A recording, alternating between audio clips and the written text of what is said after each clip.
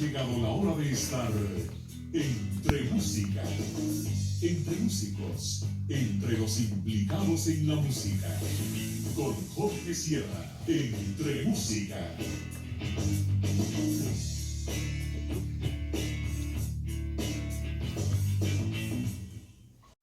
Exultet iam angelica turba celorum,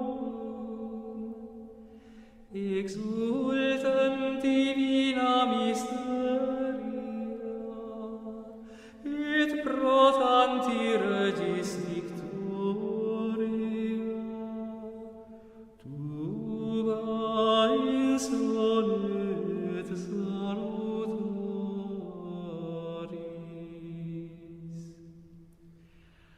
Gaudiat et tellus sanctis irradiat fulgoribus, et eterni resis splendore illustrata, totius orbis essentiat, amicis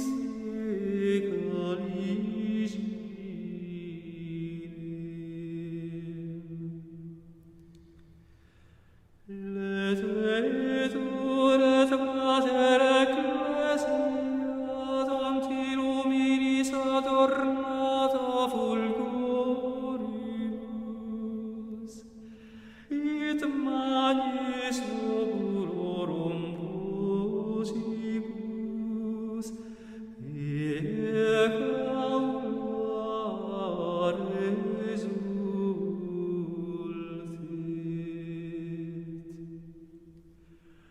Qua propter ad sanctes vos fratres carissimi ad admiram huius antiluminis claritatem,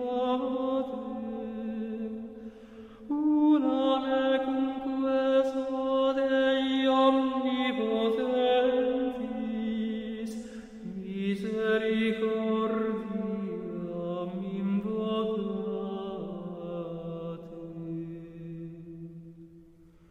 Ut crimen omnes vericis intra levitarum numerum dignatus es aggregare, lumini sui claritatem infundens, cere iuius laudem implere perficiat. Bien, hola, ¿qué pasa? Acá iniciamos un programa más de la serie de Entre Música, una franja que llevo de lunes a viernes de 18 a 19 horas en TGW, La Voz de Guatemala. Y como sucede todos los días, estamos entre música, entre músicos y entre implicados en la música. Y el próximo lunes 9, a partir de las 2 de la tarde, el maestro José Sánchez Carranza, que dirige el proyecto Escola Cantorum Fortes in Fide, va a presentar el concierto Radix et Principium en el Conservatorio Nacional de Música. Y esta tarde, para hablar de este género que nunca lo habíamos tenido en este programa, cuento con la visita del mismo maestro José Sánchez, a quien pues, le doy la bienvenida. Gracias por aceptar la invitación. Buenas tardes, bienvenido José. Muchísimas gracias, Jorge. Es un gusto estar por acá compartiendo con ustedes. Vamos a ponernos un poco didáctico. ¿Podemos explicarle, José, al público que nos escucha, qué se quiere decir cuando se habla de canto gregoriano? Bueno, pues el canto gregoriano como tal es un estilo que nació de otros tipos de canto. Cada región de Europa tenía su propio estilo de canto litúrgico, sacro, obviamente, ¿verdad? Y que lo cantaba un solista, como lo que acabamos de escuchar ahora, el Exultet, ¿verdad? Es un canto propio actualmente del sacerdote, pero que siempre era interpretado por un diácono. Y el diácono o el subdiácono eran los encargados de cantar la liturgia. Pero resulta que todas estas regiones de Europa que tenían su propio estilo de canto fueron sucumbiendo con el tiempo debido a que fueron surgiendo nuevos estilos de los mismos que existían, una especie de híbridos, ¿verdad? Influenciados unos por otros. Y resulta que esto sucedió en Roma y en la Galia, ¿verdad? Lo que actualmente es Francia.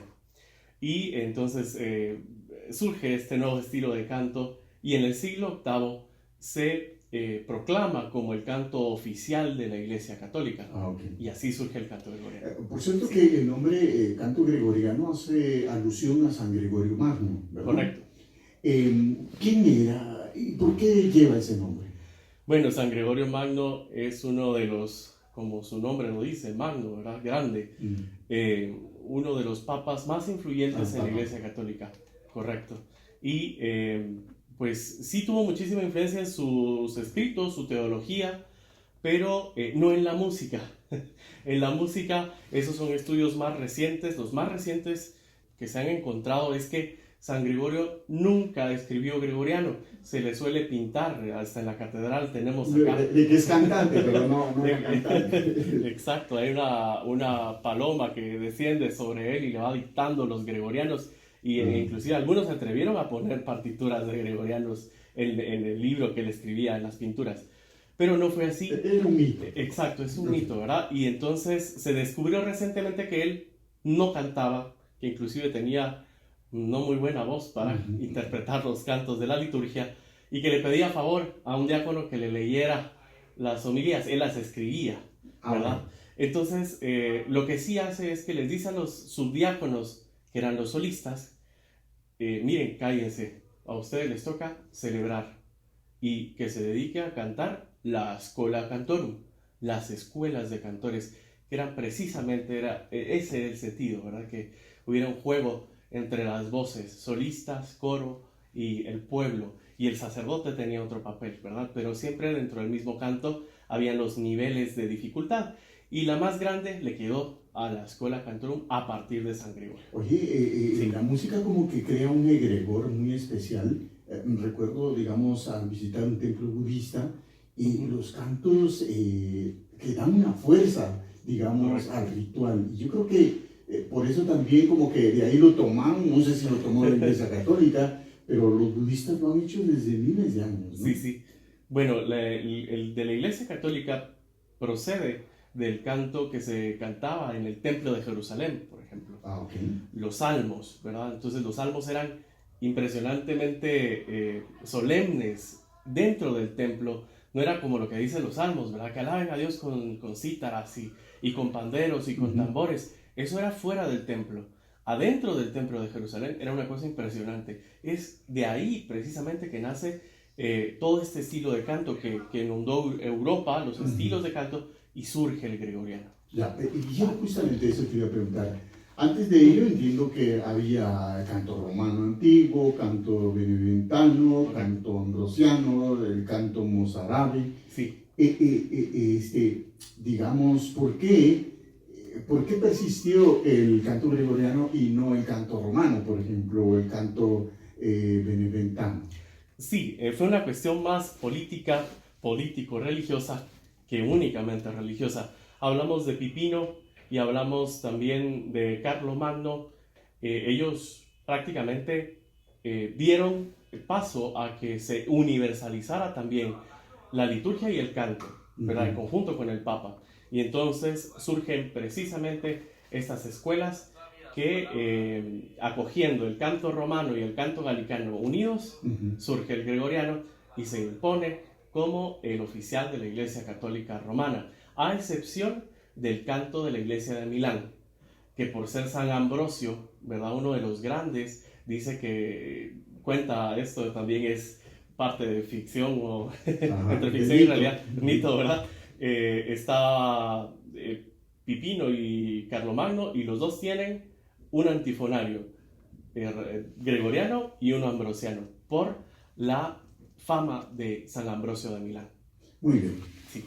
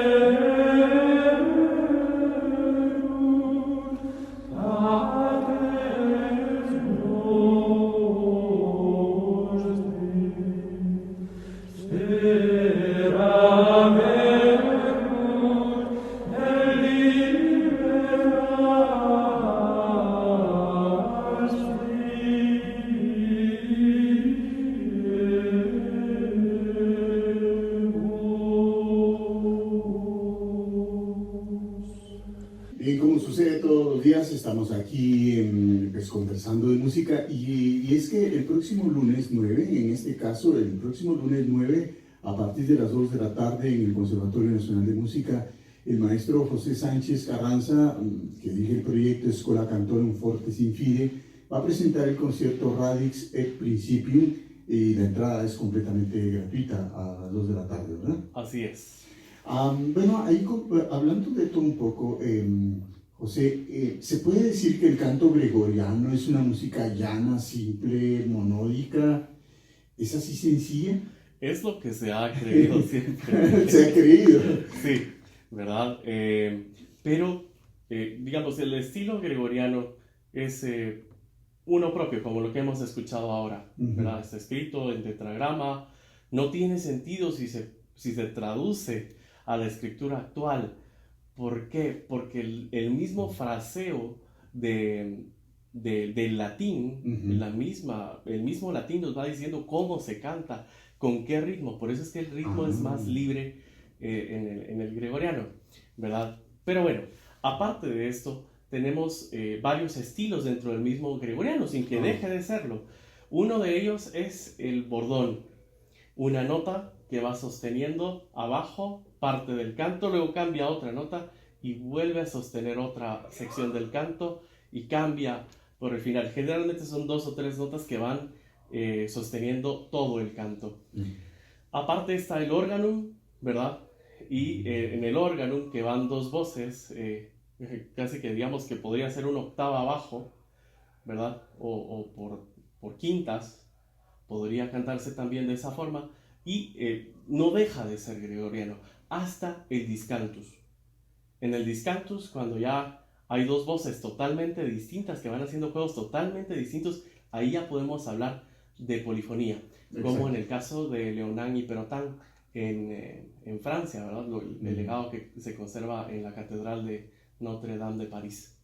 Entonces, no se puede decir que es fácil abordar el canto gregoriano. No, definitivamente. Si nos metemos de lleno al gregoriano, es un campo inexplorado en muchos lugares, pero bastante amplio, ¿verdad? O sea que hay que conocer, bueno, hay que decirle al público que es que se oye fácil, pero no, porque hay precisión de los intervalos, exacto, cómo actuar en los modos, cómo articular en la conducción vocal. Correcto. Y todo eso que permite desplegar un texto a un ritmo prosódico, ¿así es? Exactamente, la prosodia tiene muchísimo que ver y por eso también es distinta la forma de dirigir. Un alumno del conservatorio preguntaba recientemente que en qué tiempo estaba el canto, ¿verdad? Quería ver un 4/4. Exactamente, ¿verdad? Y el gregoriano tiene esa característica, que no tiene tiempo, ¿verdad? El tiempo lo lleva, como decíamos, el texto. La importancia del texto y los mismos melismas. Los melismas, por ejemplo, es una sucesión de notas por una sílaba. Inclusive llegan hasta 63 notas en una sílaba. Algo extenso, ¿verdad? Claro, claro. Entonces, eso mismo también tiene una vida. Y la misma vida se la da el texto que viene anterior a ese melisma. Hay un detalle que también es conveniente que le contemos al público que nos escucha, que amablemente nos escucha, que entiendo que lo importante al final de cuentas también es la resonancia, sobre todo la resonancia del cuerpo, así es. Definitivamente, el cuerpo tiene mucho que ver y también el lugar en donde se desenvuelve este estilo de canto, porque la acústica de los templos tiene mucho que ver. Entonces no es lo mismo cantarlo en el Teatro Nacional que cantarlo en la iglesia de Santo Domingo, por así decirlo. Tiene muchísimo que ver el lugar, la acústica, todo eso juega perfectamente con el canto gregoriano. Fue hecho para eso, para ese lugar y para las ceremonias litúrgicas. En un concierto se puede explicar muchas cosas para ilustrar, ¿verdad? Para compartir un poco el conocimiento, pero los lugares para lo que fue compuesto fue para los templos y para las ceremonias litúrgicas. Ahí encuentra plenamente su sentido el canto gregoriano. Oye, pero explícanos un poco cómo es esa resonancia corporal. Bueno, pues sí, definitivamente. Ya nos hablaste de la parte física, del lugar, pero del cuerpo, del cantor. Bueno, el cantor primero tiene que estar bien formado en cuanto a su sistema fonético, ¿verdad? La forma de cantar es la típica de un coro, ¿verdad? En el coro nosotros interpretamos música sin un vibrato operático, lo que consideramos un vibrato operático, que es algo un poquito más dramático, por así decirlo, cuando uno canta, que es lo que buscan transmitir, por ejemplo, Pavarotti, los grandes cantantes de ópera. En el gregoriano no. En el gregoriano lo que pasa es que en lugar de brillar el cantante, que en este caso sería un cantor, buscan que brille el grupo total sin aparecer, ¿verdad? O sea, el sentido es lo sagrado. En otras palabras, lo que nos quiere decir es que en el canto gregoriano no puede destacar nadie. Exactamente. ¿Verdad? Exactamente. Todos destacan al mismo tiempo en Correcto. todo. Sí. Oye, pero eso es difícil, ¿no? Sí, definitivamente. Hay que conseguir no solamente lo que llamamos empaste, ¿verdad? Sino también la empatía del grupo. Que el grupo se identifique, que asimile y que haga suyo el canto. O sea que uno de los del coro no puede tardarse más en una nota, tiene que llevar exactamente el mismo tiempo, ¿sí, verdad? Correcto. ¿Y cómo hacen para guardar silencio en un momento determinado, por ejemplo? Exactamente. Bueno, cuando uno va dirigiendo, precisamente vamos tocando los temas de arsis y tesis, ¿verdad? Arsis es cuando debemos hacer una nota mucho más fuerte, fuerte, y luego bajamos en intensidad en la tesis para terminar el canto, ¿verdad? El maestro Raúl Padilla, el maestro capilla de la catedral, nos explicaba eso, como si un pedazo de tela, de seda, está moviéndose con el viento. Así tiene que moverse precisamente el canto gregoriano y caer al final suavemente, ¿verdad?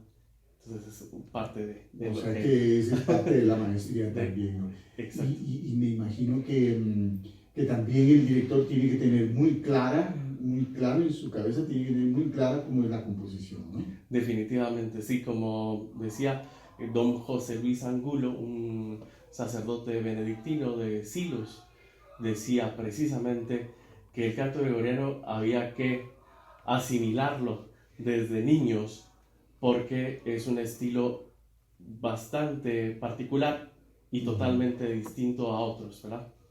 A la música moderna y la música clásica. Oye, y hablando de eso, ¿hay mucho repertorio para el canto gregoriano? ¿O se ha ido produciendo al correr de los años?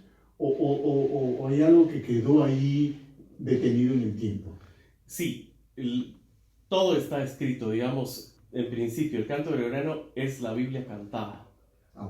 Toda la Biblia en un libro que va diciéndonos cómo se canta. Los salmos están ahí, están los evangelios, están los himnos, ¿verdad? Que no son propiamente de la Biblia, pero sí inspirados en la Biblia, y así sucesivamente. Muy bien. Estamos conversando con José Sánchez Carranza, que dirige el proyecto Escola Cantorum Fortis in Fide. Vamos a hacer una pausa y al volver seguimos conversando con él.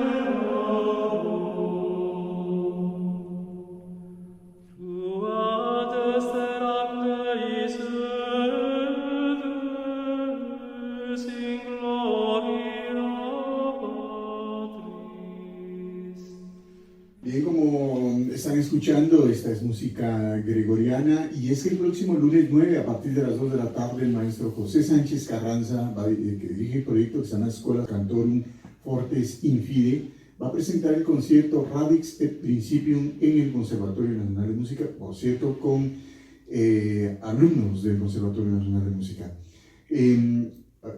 Para profundizar un poco más también sobre esto, José, las canciones de canto gregoriano se basan enteramente en textos bíblicos. Sí. ¿Así es? Sí, la mayoría de los textos proceden de la Biblia. ¿Inspirados o tomados otros, literalmente? No, unos tomados literalmente, ¿verdad? Y otros sí inspirados, que son los himnos que compusieron, por ejemplo, San Ambrosio, que compuso algunos himnos. También San Agustín compone algunos himnos y se les agrega posteriormente música. Poetizados. Sí, exactamente, ¿verdad? Entonces, sí, inspirados o propiamente de las Sagradas Escrituras. Sí. Y a la fecha se sigue escribiendo. No, ya no. Hubo un tiempo en el que ya, o sea, digamos, todo esto ya no necesitamos más. Ya. Ahí hay bastante repertorio. Okay. Digamos, ya todo el año litúrgico tiene su propia música. Ya está escrito. No sería necesario escribir, pero sí, digamos, lo que sí nos dejaría escribir es el entendimiento de los 8 modos del canto gregoriano, ¿verdad? Nos permitiría inclusive introducir estos modos en la música actual, en las traducciones, por ejemplo, de la Biblia o de los Salmos, cómo cantarlo, cantar en tonos, en semitonos y todo O sea que, digamos, del repertorio que existe, se puede hacer variables rítmicos, digamos. Sí, digamos, yo me atrevería más a sacar de un texto, meter una melodía ya escrita con los modos que tenemos, ¿no? Ajustar un nuevo texto a la melodía que ya existe en los modos gregorianos. Bueno, ¿y cuánto existe? ¿Verdad? ¿Cuántas composiciones existen? No, muchísimas. ¿Pero cuántas? ¿Unas 2.000, 3.000, 4.000? Tal vez unas 5.000. Okay. Yo me atrevería a decir que más, porque con todo el repertorio anterior que aún se conserva y que los musicólogos están tratando de rescatar, por ejemplo, los musicólogos como el maestro Omar Morales Abril no le gusta hablar propiamente de gregoriano. Cuando se habla del libro, por ejemplo, del Liber Usualis, yo tengo un Liber Usualis que es el que tiene todos los cantos litúrgicos del año, en gregoriano, entre comillas. Él dice, bueno, no, es canto llano, porque dentro de ese repertorio va canto galicano y va canto beneventano, inclusive, ¿verdad? Lo que pasa es que en estos tiempos ya es difícil de adaptarlo, solo los expertos que en la música, ¿verdad? Gregoriano, específicamente gregorianistas. Podrían discernir en esto, exacto. Ok, y en Guatemala se dio, digamos, hubo producción nacional o todo era importado? Todo era importado. Bueno, definitivamente la cultura española tuvo mucho que ver en todo esto, ¿verdad? También existe el canto hispano y uno de estos eran, por ejemplo, si escuchamos el Pan de Lingua compuesto por Tomás Luis de Victoria, lograremos reconocer que existe la melodía del Pan de Lingua more hispano, que hoy se le conoce como more hispano. Tomás Luis de Victoria se inspira en esto, en la música propia de España en aquel entonces. Tiene su toque español. Exactamente, pero aquí en Guatemala sí existen libros en la catedral, libros enormes de 1.2 metros de altura. Los conozco, son preciosos, ¿verdad? Además con miniados y hechos con dibujos hechos a mano, a color. Exacto, y en oro, ¿verdad? Sí, y plata, exactamente. Pintados en oro y en plata. Estos cantos se interpretaron en San Francisco, en la iglesia de San Francisco el Grande en Antigua. Hay unos libros impresionantes ahí, y otros obviamente también en la catedral por los canónigos, que era el grupo de sacerdotes designado para cantar en el coro propiamente. En la Antigua el coro de los clérigos estaba a la mitad de la catedral, como en la Catedral de México, para que el coro está en medio en la iglesia. Y aquí esta iglesia, la catedral, la nueva catedral, es de estilo toledano, entonces el coro está hasta atrás, ¿verdad? Y lo dividía el órgano tubular. Antes, en 1917, le cae la cúpula al órgano por el terremoto, y entonces se destruye, mandan a comprar otro, pero Monseñor Mariano Rosell manda a construir un baldaquino, el baldaquino que tenemos en la catedral, la especie de techo dentro de la misma iglesia, y se manda a trasladar el órgano hasta donde está actualmente. Entonces, era una cuestión rara porque se escuchaba el órgano enfrente del sacerdote y atrás estaba el coro de clérigos cantando. O sea que atrás del altar. Atrás del altar estaba el coro de clérigos cantando. No se veía, ¿verdad? Pero existen los estatutos de 1770 escritos por don Pedro Cortés y Larraz, donde él precisamente dice cómo se tiene que cantar. Nos regíamos por el Tercer Concilio Provincial Mexicano, y él lo menciona ahí, pero luego dice, no, tenemos que tener para nuestra iglesia catedral en Guatemala las propias reglas del coro. Y entonces él empieza a describir cómo era que tenían desde qué entrar al coro hasta cómo cantar, ¿verdad? Se sabe que por el Concilio de Trento, por esas épocas, ¿verdad? El Concilio de Trento lo que vino a hacer es que vino a quitar los melismas, todos esos adornos que tenían impresionantes los cantos, los quitó y empezó a cantarse de forma mucho más cuadrada, podríamos decirlo hoy, en tiempos más específicos, y el gregoriano empieza a perder su forma, ¿verdad? Lo empieza a recuperar mucho después. Y ahí quiero llegar yo. ¿Tú le reprocharías que la Iglesia Católica haya abandonado el canto gregoriano? Es una cosa curiosa, porque el canto gregoriano, según los documentos actuales, sigue siendo el canto oficial de la Iglesia. ¿Sí? El Concilio Vaticano II, por ejemplo, al que dicen muchos que el concilio tuvo la culpa de que se haya eliminado el gregoriano, el mismo Concilio Vaticano II afirma y confirma que el gregoriano continúa siendo el canto oficial de la Iglesia en la lengua oficial de la Iglesia y que debe dársele el primer lugar en las ceremonias litúrgicas. Se le debe privilegiar. Exacto. Y los documentos posteriores al concilio, Musicam Sacram, también lo confirma, ¿verdad? Pero se fue abandonando poco a poco, sobre todo, creo yo, en estos lugares en Latinoamérica. Oye, como que también no se valora mucho la capacidad de los asistentes a las iglesias para aprender, digamos, melodías en latín, ¿no? Sí, y precisamente lo dice Musicam Sacram. Musicam Sacram dice que es labor de la propia iglesia enseñarles a cantar el ordinario de la misa, por ejemplo, el Kyrie, Gloria, Sanctus, Agnus Dei, el mismo credo que forma parte del ordinario de la misa. Eso lo tendrían que saber cantar los fieles, o por lo menos responderle al coro, según los documentos. Pero eso se fue sacando poco a poco. Muy bien. Sí.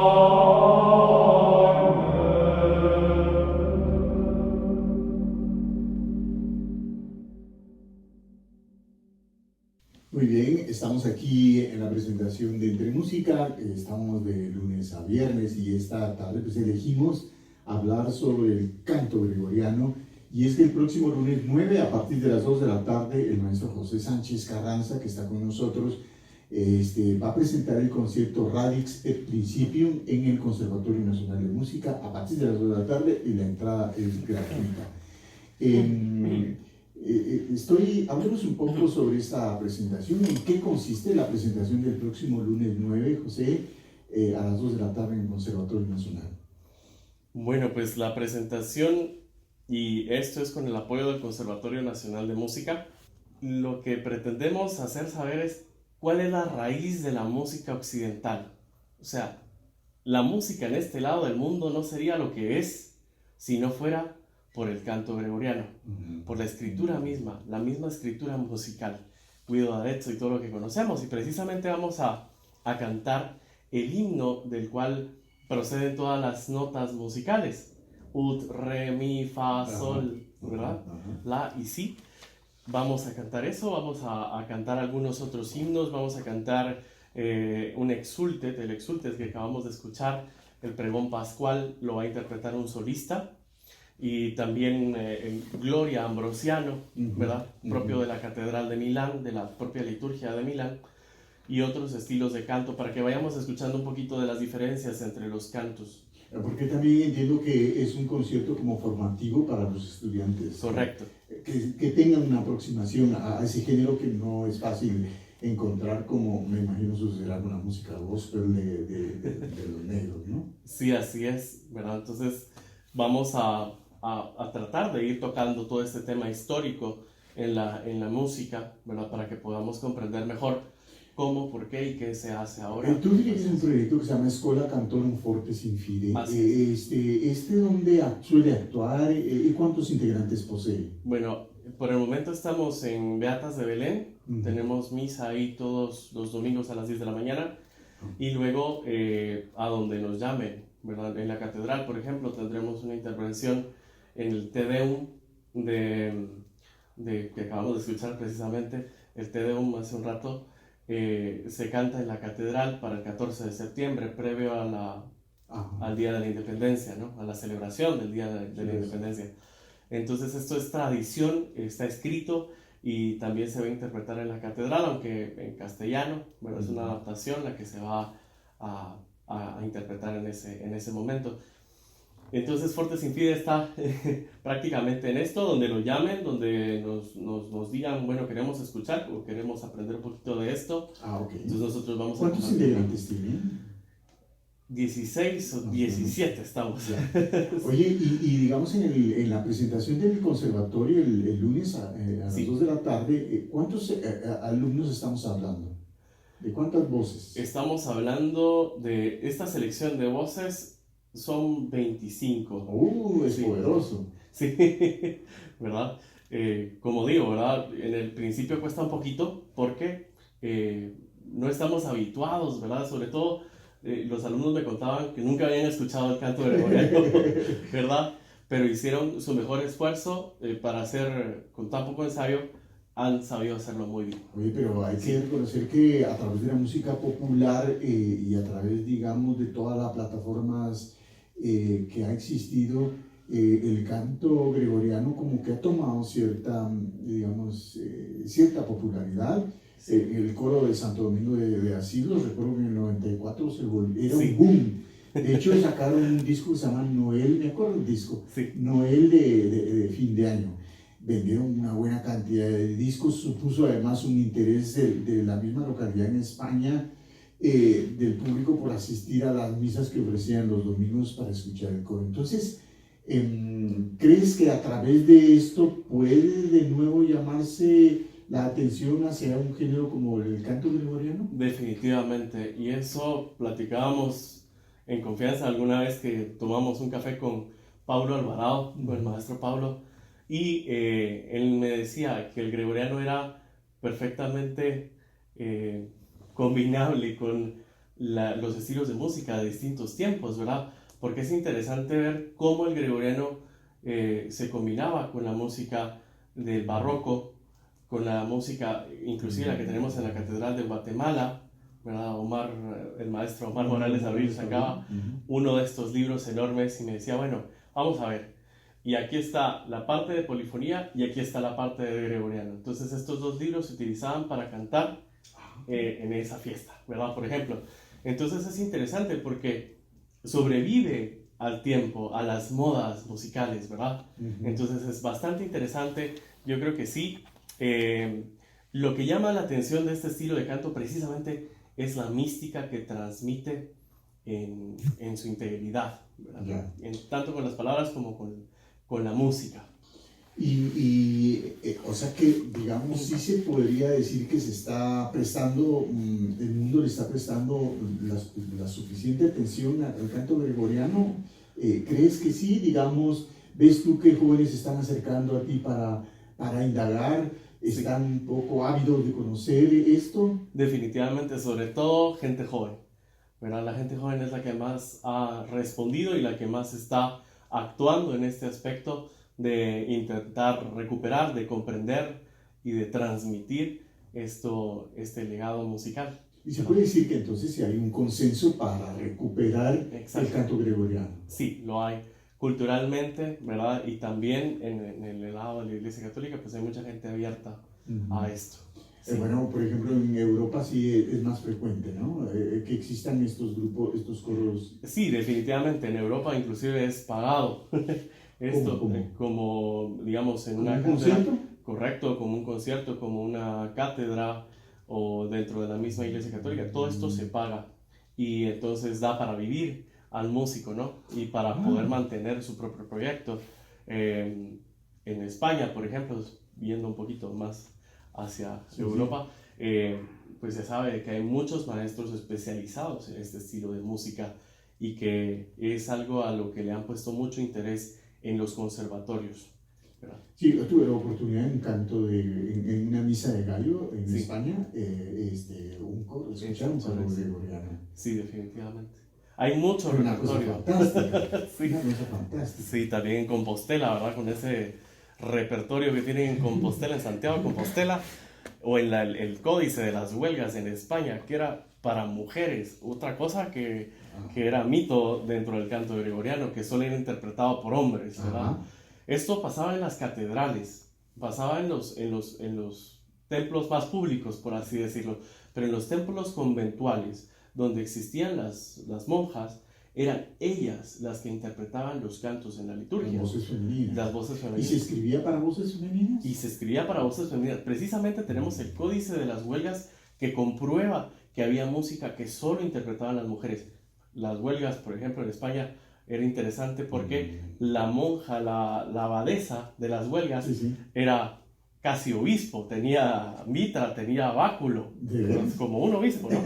Y tenía jurisdicción como un obispo tiene sobre su diócesis, sobre el territorio del mismo monasterio. Sí tiene, yo estoy con la duda, digamos un canto de canto gregoriano, un coro de canto gregoriano, sí tiene director, sí hay alguien que les está dirigiendo. Sí, definitivamente tiene que haber un director para saber cómo van en el tiempo y las ligaduras y la prosodia, precisamente lo que hablábamos, ¿verdad? Entonces sí tiene que haber un director, generalmente es director para los coros de hombres y directora para los coros de mujeres. Siempre cantan separados, precisamente porque una voz es más oscura, ¿verdad? La voz de los hombres es más oscura y la voz de las mujeres es mucho más brillante. Entonces, combinar las dos suena algo raro. Muy bien. Sí. Oye, ¿dónde se puede informar el público de las actividades de Escola Cantorum Fortes in Fide? ¿O dónde te pueden buscar para saber dónde es que van a estar? Por ejemplo, nos contabas que, bueno, cotidianamente están en las Beatas de Belén y luego van a estar ahora en la catedral. Pero digamos, ¿cómo hace el público para saber dónde van a estar? Bueno, principalmente por las páginas de Facebook e Instagram es donde nosotros nos... ¿Cómo te buscan? Es con @fortesinfide.gt. Fortesinfide. @fortesinfide.gt. Exactamente. Muy bien, pues yo estoy muy agradecido que hayas aceptado venir con nosotros, José, y bueno, te deseo suerte con este proyecto. Adelante y muchas gracias de nuevo. Muchas gracias, Jorge. Hasta mañana. Estuvimos una hora entre música, entre músicos.